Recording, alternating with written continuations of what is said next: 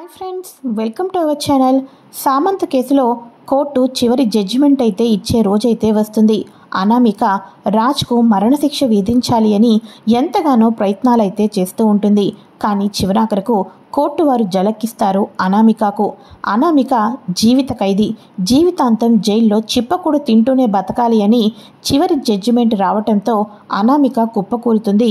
దుగ్గిరాల వారి కుటుంబం అంతా సంతోషంగా ఉంటారు. మరి ఇదంతా కూడా ఎలా జరిగింది, అనామిక నిజస్వరూపాన్ని మన కావ్య ఏ సాక్ష్యాలతో బయటపెట్టింది తెలుసుకోవటం కోసం ఫ్రెండ్స్ ఈ వీడియోని ఎక్కడా స్కిప్ చేయకుండా చివరి దాకా చూసేయండి. డైలీ నోటిఫికేషన్ కోసం ఛానల్ని సబ్స్క్రైబ్ చేసుకోండి ఫ్రెండ్స్. ఇక అనామిక అయితే ఇంటికి తీసుకుని వచ్చి అప్పుతో అయితే ఇల్లంతా మొత్తాన్ని వెతికిస్తూ ఉంటుంది. ఇది నా డ్యూటీ కాబట్టి తప్పటం లేదు అని చెప్పేసి అప్పు ఇల్లంతా వెతికించిన తర్వాత ఏమీ దొరకపోతే ఇల్లు ఒకటేనా ఉందా ఏంటి, గార్డెన్ లేదా అని గార్డెన్ కూడా అనామికే గుర్తు చేస్తుంది.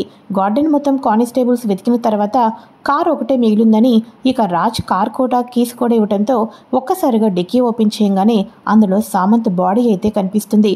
అయ్యయ్యో సామంత్ అని చెప్పేసేసి కన్నీళ్ళు పెట్టుకుంటూ రాజ్ కాలర్ పట్టుకొని నీ బిజినెస్కి పోటీగా ఉన్నాడని చెప్పేసేసి మా మీద కక్ష కట్టి ఇంటికి వచ్చి చంపేస్తానని బెదిరించావు, అచ్చం అలానే చేసావు కదా అని చెప్పేసేసి అనామిక రాజును నిలదీస్తూ ఉంటుంది.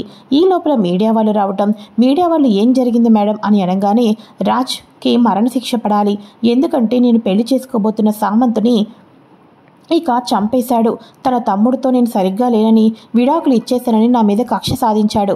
ఆ తర్వాత సామంత్ ఏమో బిజినెస్లో పోటీగా వస్తున్నాడని రాజ్కి ఏం చేయాలో తెలియక చివరాఖరకు ప్రాణాలే తీసేసి తనే ఎప్పుడు నెంబర్ 1 కంపెనీగా ఉండటం కోసం ఇంత పెద్ద తప్పు చేశాడు అని చెప్పేసి మీడియా ముందు చెప్తూ ఉంటుంది అనామిక.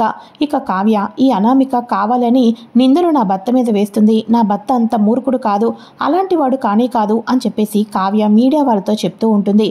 చివరాఖరికి బావా ఇప్పుడు మీడియా వాళ్ళ ముందు ఇంత కరెక్ట్గా ఉండటం కరెక్ట్ కాదు, మనం త్వరగా వెళ్ళిపోవాలి అని చెప్పేసేసి రాజుని అరెస్ట్ చేస్తూ ఉంటే అప్పుడు ధాన్యలక్ష్మి, అపర్ణ వీళ్ళందరూ కూడా వాడు ఎలాంటి వాడో నీకు తెలియదా అమ్మా అప్పు, వాడిని ఎలా నువ్వు అరెస్ట్ చేస్తున్నావు అని అంటూ ఉంటే ఇది నా డ్యూటీ, కానీ బావ నిరపరాధిగా మళ్ళీ తిరిగి వస్తాడు, నాకు నమ్మకం ఉంది అని చెప్పేసేసి రాజును అరెస్ట్ చేసి తీసుకొని వెళ్తుంది. ఎక్కడికి వాళ్ళు అక్కడే పడిపోయి కన్నీళ్లు పెట్టుకుంటూ ఉంటారు. ఇలా కన్నీళ్లు పెట్టుకుంటూ ఉండగా వెంటనే రుద్రాని అనుకున్నాను ఆ అప్పు ఈ ఇంటిని ఉద్ధరించేసింది అని చెప్పేసేసి అప్పుని నెత్తిన పెట్టుకున్నారు కదా, చివరాఖరికి ఆ అప్పు తిన్నింటి వాసాలే లెక్క పెట్టింది, మన ఇంటిలోనే గోతు తీసి వెళ్ళిపోయింది అని చెప్పేసి అంటూ ఉంటే సుభాష్ అంటూ ఉంటాడు, రుద్రాని తిన్నింటి వాసాలు లెక్క పెట్టింది అని నువ్వు ఎవరి గురించో చెప్తుంటుంటే నాకు చాలా ఆశ్చర్యంగా ఉంది. నువ్వు కాసేపు మాట రాపితే రాజుని ఎలా బయటకు తీసుకుని రావాలా, అసలు ఏం జరిగిందో తెలుసుకోవాలి అని అంటూ ఉంటే అవును మావయ్య గారు, ఈ రుద్రాని వారి చెత్తవాగుడు ఎప్పుడూనే ఉంటుంది, అసలు ముందు మనం స్టేషన్కి వెళ్దాం పదండి అని చెప్పేసి అంటూ ఉంటే సరే అని చెప్పేసి వీళ్ళు స్టేషన్కి అయితే వెళ్తారు. సారీ బావా, నువ్వు నిరపవాదిగా వస్తావు, నాకు ఆ నమ్మకం ఉంది అని చెప్పేసేసి అప్పు జైల్లోకి అయితే పంపిస్తుంది. మిగతాదంతా చెక్ చేస్తూ ఉంటుంది. వెంటనే కావ్య, సుభాష్ అందరూ కూడా రాజ్ దగ్గరికి అయితే వెళ్తారు. ఏవండి రాత్రి బయటకు వెళ్ళారు, ఈ లోపల ఏం జరిగిందండి, ఆ అనామిక సామంత్ చనిపోవడానికి మనం కారణం అంటుంది, ఏంటిదంతా కూడా అసలు ఏం జరిగిందో చెప్పండి అని చెప్పేసి కావ్య అనగానే నైట్ మనందరం పార్టీ చేసుకున్నప్పుడు నాకు కాల్ వచ్చింది, మన ఫ్యాక్టరీని ఎవరో తగలబెడుతున్నారని, తీరా వెళ్ళి చూశాను, నిజంగానే తగలబడుతున్నారు. వెంటనే వాళ్ళ మీదకి వెళ్దాం అనుకునే లోపల వాళ్ళు పారిపోయారు. ఆ తర్వాత మళ్ళీ నేను ఇంటికి వచ్చేసాను, ఇదే జరిగింది అని చెప్పేసి అనగానే ఒక్కసారిగా కావ్య అంటే మిమ్మల్ని కావాలని ఆ అనామిక ఇరికిస్తుందండి అని చెప్పేసి అప్పు ఇప్పుడు చెప్పవే, మీ బావగారిని బయటకు తీసుకుని రావాలి అంటే ఇప్పుడు మేమేం చేయాలో చెప్పవే అని అంటూ ఉంటే అక్క అనామిక సామంత్ చనిపోవడానికి గల కారణం బావగారి అని కేసు పెట్టింది కదా, నువ్వు కూడా సామంత్ చనిపోవడానికి గల కారణం నాకు అనామిక మీదే అనామిక మీదే మాకు ఉందని చెప్పేసేసి నువ్వు అనామిక మీద కేసు పెట్టు, అప్పుడు అనామికని కూడా మేము ఇంట్రాగేషన్ చేయొచ్చు, అనామిక ఇంటి మొత్తాన్ని కూడా మనం ఇప్పుడు ఎలా అయితే మన ఇంటిని చెక్ చేసామో అనామిక ఇంటిని కూడా చెక్ చేయొచ్చు. ఎందుకు ఇలా చెప్తున్నాను అనుకుంటున్నావా, ఆ అనామిక మామూలు మనిషి కాదు, అసలు 100 కోట్ల విషయం ఎవరికి తెలుసు, ఎవరికీ తెలియకోకుండా కష్టాలు మీరిద్దరే పడుతూ వచ్చారు, కానీ అనామిక చాలా తెలివితేటలతో తెలుసుకుంది, అందరం ఆనందంగా ఉన్న సమయంలో ఇంటికి వచ్చి 100 కోట్ల విషయం చెప్పిందంటే మిమ్మల్ని ఎంత దగ్గరగా ఫాలో అవుతుంది చేస్తుంది అనామిక అన్నది మీకు ఇప్పటికైనా తెలిసి ఉంటుంది. కాబట్టి అనామిక ఏదైనా చేస్తుంది. కాబట్టి సామంత్ విషయంలో కూడా అనామికే నేరం చెయ్యొచ్చేమో, ఎవరికి తెలుసు. కాబట్టి నువ్వు కంప్లైంట్ ఇవ్వక అని అనగానే అలాగే అప్పు, ఇప్పుడే రాసిస్తాను అని చెప్పేసేసి ఇక వెంటనే అనామిక మీద కేసు పెట్టడంతో అప్పు వాళ్ళు అనామిక వాళ్ళ ఇంటికి తిన్నగా అయితే వెళ్తారు. ఇక అనామిక అయితే ఇంట్లో ఒంటరిగా ఉంటుంది. ఇక వెంటనే ఏంటి, ఎందుకు వచ్చారు మా ఇంటికి అని అనగానే కావ్య గారు మీ మీద కేసు పెట్టారు. సో ఇక ఇంట్రాగేషన్ మిమ్మల్ని కూడా చేయాలి కదా, అందుకనే వచ్చాం అని అనగానే ఏంటి, నన్ను పెళ్లి చేసుకోబోయే సామంత్ చనిపోయాడని నేను బాధపడుతుంటుంటే తన చావుకి కారణం నేనన్నట్టుగా నా మీద అనుమానం పడుతుందా అని అంటూ ఉంటే, చూడండి అనామిక గారు, మా డ్యూటీని మమ్మల్ని చెయ్యనివ్వండి అని చెప్పేసి ఇక కానిస్టేబుల్స్ మొత్తానికి చెక్ చేయండి అని అనటంతో ఇల్లంతా చెక్ చేస్తూ ఉంటారు. ఇల్లంతా చెక్ చేస్తూ ఉండగా ఇక వెంటనే మొత్తానికి కూడా చెక్ చేస్తూ ఉంటుండటంతో కానిస్టేబుల్స్కి ఏమీ కనిపించదు. అప్పుడు అనామిక అనుకుంటూ ఉంటుంది, అంత ఈజీగా నేనెందుకు దొరుకుతానే పిచ్చిదానా, నేను మొత్తానికి కూడా పిన్ డ్రాప్ సైలెంట్గా చేస్తాను కాబట్టి నా పేరు రాదు. నువ్వు ఈ కేసులో మీ బావగారిని బయటకు తీసుకొని రాలేవు అని చెప్పేసి అనామిక తన మనసులో అయితే తాను అనుకుంటూ ఉంటుంది. అయితే ఇక ఇదిలా ఉండగా మేడం ఎటువంటి ఆధారాలు దొరకలేదు మేడం అని అనగానే మొత్తం బయట కూడా వెతికారా అని అంటూ ఉంటే మొత్తానికి వెతికాం మేడం అని చెప్పేసి అంటూ ఉంటారు. సరే అయితే పదండి వెళ్దాం అని చెప్పేసి ఇక అక్కడి నుంచి అయితే వెళ్ళిపోతారు. ఏమీ దొరకలేదు కదా, కానీ ఎస్ఐ గారు ఒకటి మాత్రం చెప్తున్నాను, తప్పు చేసిన వాళ్లకు శిక్ష తప్పకుండా పడాలి అని చెప్పేసి అనగానే ఇక ఇక్కడ కావ్య వాళ్ళు వచ్చేసేసి అప్పు ఏమైందే, మొత్తానికి ఆ అనామిక ఇంట్లో ఏమైనా దొరికిందా అని అనగానే అది చాలా తెలివింది కదక్క, ఎటువంటి ఆధారాలు లేకోకుండా చాలా జాగ్రత్త పడుతూ వచ్చింది అని చెప్పేసి అనగానే అవునా, ఇప్పుడు మనం ఏం చేద్దాం, ఇక ఆయన్ని ఎలా బయటకు రప్పించుకుంటాం అని అంటూ ఉంటే ఆ అనామిక డైరెక్ట్గా కూడా కోర్టుకు వెళ్ళాలని నిర్ణయం తీసుకుందక్క, అందుకోసమే కోర్టులోనే ఇదంతా తేలుతుంది, బావగారికి శిక్ష వేయాలని ఆ అనామిక గట్టిగానే పట్టుదల పట్టింది. కానీ మన ప్రయత్నాలు మనం చేద్దాం, బావగారు నిరపరాధి అని చెప్పేసి ఏదో ఒక సాక్ష్యం ఎక్కడో చోట దొరుకుతుంది, ఆ సాక్ష్యం కోసం మనం వెతుకుదాం అని చెప్పేసి అనగానే సరే అయితే అని చెప్పేసి అందరూ అనుకుంటూ ఉంటారు. మరో పక్క ఇంట్లో వాళ్ళందరూ కూడా ఈ అప్పు కనీసం ఎస్ఏ కాకపోయినా బాగుండేదేమో, ఏదో రకంగా చేసి రాజుని మనం కాపాడుకునే వాళ్ళం అని చెప్పేసి రుద్రాణి అయితే అంటూ ఉంటుంది. ఇక వెంటనే అప్పు ఎస్ఐ అయినా పక్కన ఉన్న వాళ్ళు కానిస్టేబుల్స్ లేకపోయినా మనకు తెలిసిన ఉన్నా తెలియక లేకపోయినా ఆపద వచ్చినప్పుడు కష్టం వచ్చినప్పుడు మనం తప్పు చేయనప్పుడు దాని నుంచి ఎలా బయటపడాలన్న మార్గమే చూసుకోవాలి, అంతేకాని 100 సార్లు ఒకరిని గుచ్చుతూ ఉంటే మన సమస్యకు పరిష్కారం ఎప్పటికీ దొరకదు అని చెప్పేసి ఇక ప్రకాశం అయితే అంటూ ఉంటాడు.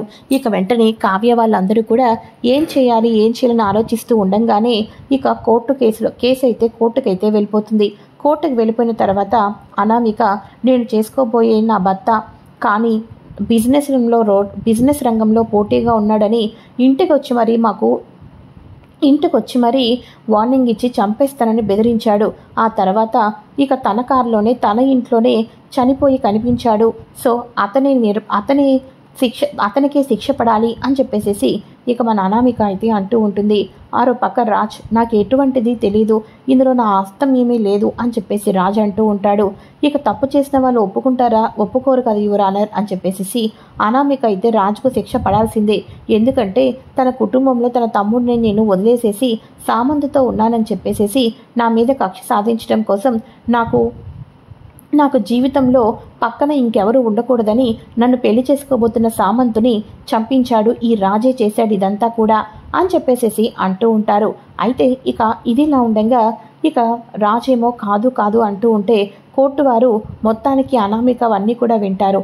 అనామిక అవన్నీ విన్న తర్వాత అంతేకాకుండా కోర్టు వారికి సబ్మిట్ చేసిన సాక్ష్యాలు ఉంటాయి కదా, ఆ సాక్ష్యాల్లో సామంత్ ఒంటి మీద రాజు ముద్రలు ఉన్నట్టుగాను, అంతేకాకుండా రాజు ఐటమ్స్ కొన్ని కనిపించినట్టుగాను ఇవన్నీ సాక్ష్యాలు ప్రొడ్యూస్ చేస్తుండటంతో కోర్టు వారు ఇక ఇవన్నీ కూడా పరిశీలించిన తర్వాత ఆధారాలన్నీ పరిశీలించిన తర్వాత రాజ్ బిజినెస్ రంగంలో దూసుకొని వెళ్ళటం కోసం అడ్డు వచ్చిన వాళ్ళని ప్రాణాలు తీస్తున్నారని చెప్పేసి అర్థమైంది. కాబట్టి రాజుకి కోర్టు వారు శిక్ష విధించబోతున్నారని చెప్పంగానే కావ్య ఒక్క నిమిషం ఆగండి యువర్ ఆనర్ అని చెప్పేసి బయట నుంచి వస్తుంది. నువ్వు ఏం చెప్పాలనుకున్న బోనులో వచ్చి చెప్పమ్మా అని అనటంతో ఇక వెంటనే రాజ్ పక్కన వెళ్ళి కావ్య అయితే నుంచుంటుంది. యువర్ ఆనర్, ఈ అనామిక మా కుటుంబం మీద కక్ష కట్టింది, మా కుటుంబాన్ని ముక్కలు చేయాలని, దుగ్గిరాల వారి పరువును బయట పెట్టాలి అని చెప్పేసేసి ఇక ఏ రోజైతే తినని మా కళ్యాణ్ భారీగా వదిలేశాడో అప్పటి నుంచి మరింత కక్ష కట్టింది. కాబట్టి ఈరోజు నా భర్త ఏ తప్పు చేయకపోయినప్పటికీ కూడా నా భర్త మీద నింద వేసింది అని అనగానే, నీ భర్త తప్పు చేయలేదని నువ్వు అనడానికి సాక్ష్యాలు ఏమైనా ఉన్నాయా అని అనగానే, ఉన్నాయి యువర్ ఆనర్, ఉన్నాయి. ఇప్పటిదాకా నా భర్త నేను ప్రేమించాను, నా ప్రాణం, నా సామంతకు అన్యాయం జరిగింది అని ఏడుస్తూ నక్క విన్యాసాలు పోతూ నటించింది కదా, ఈ అనామికనే సామంత ప్రాణాలని తీసేసింది అని చెప్పేసి అనగానే ఒక్కసారిగా ప్రతి ఒక్కరూ షాక్ అయిపోతారు. అనామిక బుక్ అయిపోతుంది. ఏం మాట్లాడుతున్నావమ్మా నువ్వు, అనామిక సామంత ప్రాణాలు తీయడం ఏంటి అని అంటూ ఉంటే, అవును యువర్ ఆనర్, అవును, యాక్చువల్గా అనామిక మూలాన సామంత్కి నష్టం వస్తూ వచ్చింది. 5 కోట్ల నష్టం వచ్చింది. ఆ 5 కోట్ల నష్టంలో నేను పెళ్లి చేసుకోను, గర్ల్ ఫ్రెండ్గా కూడా నువ్వు నా పక్కన ఉండొద్దు అని చెప్పేసేసి అనామిక చంప పగలకొట్టి సామంత్ తన జీవితంలో నుంచి వెళ్ళిపోమన్నాడు. ఈ విషయం నలుగురిలోనూ తెలిస్తే పరువు పోతుంది. ముఖ్యంగా కళ్యాణ్కి, అప్పుకి తెలిస్తే రోడ్డున పడిపోయిందన్న జీవితం రోడ్డున పడిందని తెలిస్తే పరువు పోతుంది. చేతిలో చిల్లి గవ్వ కూడా లేదు. అదే సామంత్ ప్రాణాలను తీసేస్తే సామంత్కి యొక్కన్న కనీసం ఆస్తుల్లో వాటాలైనా లాభాలైనా వస్తాయని ప్లాన్ చేసింది. సామంత్కి ఫుల్గా డ్రింక్ తాగిచ్చింది. తన దగ్గర ఉన్న అప్పులన్నీ పోయి మిగతా ఆస్తులన్నీ కూడా తన పేరు మీదకి వచ్చేటట్టుగా ముందుగానే సంతకం చేయించుకుంది. ఆ డాక్యుమెంట్స్ ఇదిగోండి అని చెప్పేసి డాక్యుమెంట్స్ అయితే చూపిస్తుంది. అంతేకాదు ఫుల్గా డ్రింక్ చేపించేసిన తర్వాత ఇక ఒక రాడ్డుతో అతన్ని కొట్టింది. ఆ రాడ్డుతో కొట్టిన తర్వాత ఆ రాడ్డు మీద బ్లడ్ అయితే వచ్చింది. ఆ బ్లడ్తో ఉన్న రాడ్డు మళ్ళీ ఎక్కడ ఉందో చెప్పమంటారా? మా మా మా కంపెనీల దగ్గర ఉంది. అసలు ఏమైంది అంటే, చనిపోయిన తర్వాత సామంత్ను చంపేసిన తర్వాత ఆ నిందను రాజు మీద వేయాలని చెప్పేసి సామంత్ను నార్మల్గా షాపింగ్కి వెళ్ళినట్టుగా చేసి కారులో అయితే ఎక్కించుకుంది. కారులో ఎక్కించుకున్న తర్వాత 2 రౌడీలకు డబ్బు ఇచ్చి వాళ్ళను రాజ్ కంపెనీ మీద పెట్రోల్ పోసి తగలెట్టేస్తున్నామని బెదిరించడంతో రాజ్ అక్కడికి రాగానే రాజ్ కారు దిగి తన ఫ్యాక్టరీలోకి లోపలికి వెళ్ళంగానే ఒక్కసారిగా అనామిక రాజ్ కారు ఓపెన్ చేసి రాజ్ కారులో ఇక సామంత్ బాడీని పెట్టేసేసి సైలెంట్గా తప్పించుకొని అక్కడి నుంచి వెళ్ళిపోయింది. ఆ తర్వాత తన ఫ్యాక్టరీకి, తన కంపెనీకి ఏమీ కాలేదు కాబట్టి నా భర్త ఇంటికి నార్మల్గానే వచ్చాడు. అదే నిజంగానే సామంత్ను చంపేసినట్లయితే ఆ సామంత్ బాడీని ఏ కాలువలోనో లేకపోతే ఎక్కడోనో బూడిద చేసేసేవాళ్ళు. కానీ ఇంటికి ఎందుకు తీసుకొని వస్తారు, కారులో ఎందుకు పెట్టుకుంటారు? అసలు ఇవన్నీ మీకు నమ్మకం లేదు కదా, నమ్మేటట్టు మీకు సాక్ష్యాలు కావాలి కదా. ఒక్కసారి ఈ సాక్ష్యాలు చూడండి. ఎంత తప్పు చేసిన వాళ్ళైనా ఎక్కడో చోట దొరికిపోతారు. అనామిక దొరికిపోయింది. సామంత్ని సినిమాకో షాపింగ్కో తీసుకుని వెళ్ళినట్టుగా కళ్ళజోడు పెట్టించి మరీ భుజం మీద చేయి వేసి ఎలా కారులో కూర్చోబెట్టిందో చూడండి అని చెప్పేసి బయట రోడ్డు మీద సీసీ కెమెరాలు ఉంటాయి కదా, వాటిని అయితే ఓపెన్ చేస్తుంది. ఆ తర్వాత అనామిక కారు తన కంపెనీ వైపే వచ్చింది అని తన కంపెనీ బయట సీసీ కెమెరాలన్నీ కూడా ఓపెన్ చేసి అనామిక సామంత్ బాడీని చక్కగా కారు డిక్కీలో పెట్టేయటం, ఇదంతా కూడా సీసీ కెమెరాలో రికార్డ్ అయితే ఓపెన్ అవుతుంది. అంతేకాదు రౌడీల కోసం రాడ్డు ఉపయోగించిన దీని మీద నా భర్త వేలి ముద్రలు పడతాయని ఆ రాడ్డుతో కొడతాడని ముందుగానే ఊహించి అక్కడ రాడ్డునైతే పెట్టేసింది. ఆ రాడ్డు మీద అంతకు ముందే బ్లడ్ ఉంది. నా భర్త ఆ రాడ్డుతో ఏ రౌడీని కొట్టలేదు. కానీ దాని మీద బ్లడ్ ఎలా ఉంది?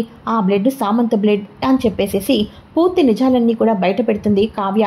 ఒక్కసారిగా ఆ రిజల్ట్స్ అన్ని చూసిన తర్వాత ఇక కోర్టు వారిని కూడా నమ్మించి మోసం చేయాలనుకున్నది. అంతేకాకుండా ఆస్తి కోసం బాయ్ ఫ్రెండ్ ప్రాణాలు తీయాలనుకున్న ఈ అనామికకు కోర్టు వారు శిక్షను విధించాలి అనుకున్నారు. ఇక కోర్టు వారు జీవిత ఖైదీ, ఉన్నంతకాలం జైల్లోనే ఉండాలి అని చెప్పేసి కోర్టు వారు అయితే జీవితాంతం కూడా జైల్లో చిప్పకూడు తింటూనే బతకాలని చెప్పేసి తీర్పు ఇవ్వటంతో అనామికను లేడీ కానిస్టేబుల్స్ వచ్చేసేసి చేతులకు బేడీలు వేసి మొత్తానికి చక్కగా జైలుకైతే పంపించేస్తారు. అప్పుడు కావ్య, అప్పు అందరూ కూడా నువ్వు ఏదో చేద్దామనుకున్నావు, చివరాఖరికి నా కుటుంబాన్ని ఏవేవో చేద్దామనుకున్నావు, చూసావా ఇప్పుడు నా కుటుంబం అంతా కూడా కలిసిమెలిసి సంతోషంతో ఆనందంతో అటు బిజినెస్ రంగంలోనూ ముందుకు వెళ్ళారు. కళ్యాణ్ కూడా రైటర్ అయ్యాడు, అప్పు పోలీస్ అయింది, మేము బిజినెస్ రంగంలో దూసుకు వెళ్తున్నాం, మా కుటుంబం అంతా సంతోషంగా ఉంది. ఇంత పెద్ద కుటుంబంలో మమ్మల్ని రోడ్డున పడేయాలనుకున్న నువ్వు జీవితాంతం జైల్లో చిప్పకూడ తింటూనే ఉంటావు. అలా కాదు ఇలా కాదు అని జైల్లో ఉండి కూడా ఇంకేమైనా పిచ్చి వేషాలు వేసావే అనుకో, ఈసారి మళ్ళీ మీ మీద కేసు పెట్టామనుకో, జడ్జి గారు ఏం చెప్పారో గుర్తుంది కదా, మరణశిక్ష విధిస్తామని చెప్పారు. కాబట్టి జైల్లో అయినా సరే చక్కగా చిప్పకూడు తింటూ హ్యాపీగా బతుకు అనామిక. నా కుటుంబం జోలికి వచ్చిన వాళ్ళకి ఎవరికైనా చివరాఖరుకు ఇటువంటి గతే పడుతుంది అని చెప్పేసేసి అనామికను అయితే పంపించేస్తారు. ఇక కావ్యను, అమ్మ కావ్య, నువ్వు నీ భర్తను ఇంత తెలివితేటలతో కాపాడుకున్నావమ్మా అని చెప్పేసేసి అంటూ ఉంటే, నాకు రాత్రి నిద్ర పట్టలేదు అత్తయ్య, ఏం చేయాలో నాకు అర్థం కాలేదు, అందుకోసమే సాక్ష్యాల కోసం ఆలోచించాను, ప్రతి చిన్న పాయింట్ని ఆలోచించి సాక్ష్యాలన్నీ బయట పెట్టించాను అని చెప్పేసి అనగానే రాజ్ కావ్యని హక్ చేసుకొని, కళావతి, నీ మెడలో 3 ముళ్ళు వేసిన రోజు నువ్వు ముసుగు వేసుకొని పెళ్లి చేసుకున్నావని నేను ఎన్నో మాటలు అన్నాను. భార్యగా నువ్వు నాకు ఉండటం కరెక్ట్ కాదు అని భార్య స్థానాన్ని ఇవ్వటానికి ఎంతగానో ఆలోచించాను. కానీ ఇప్పుడు చెప్తున్నాను, నీలాంటి భార్య దొరకటం నా అదృష్టం, నువ్వే నా 7 జన్మలకు భార్యగా రావాలి అని చెప్పేసి రాజ్ కావ్యని అయితే హక్ చేసుకుంటాడు. ఇది చూస్తున్న రుద్రాని అయితే, రాహుల్ చచ్చ ఇక మనం కూడా మారకపోతే చివరాఖరుకు మనకు కూడా అనామికకు పట్టిన గతే పట్టబోతుంది మమ్మీ అని చెప్పేసి రాహుల్, రుద్రాని వాళ్ళైతే మాట్లాడుకుంటూ ఉంటారు. ఇది ఫ్రెండ్స్ లేటెస్ట్ ఎపిసోడ్. మరి నెక్స్ట్ ఏం జరగబోతుందో కూడా తెలుసుకోవాలి అనుకుంటే ఛానల్ని సబ్స్క్రైబ్ చేసుకొని పక్కనే ఉన్న బెల్ ఐకాన్ని క్లిక్ చేసి ఆల్ ఆప్షన్ని సెలెక్ట్ చేసేయండి. Thanks for watching.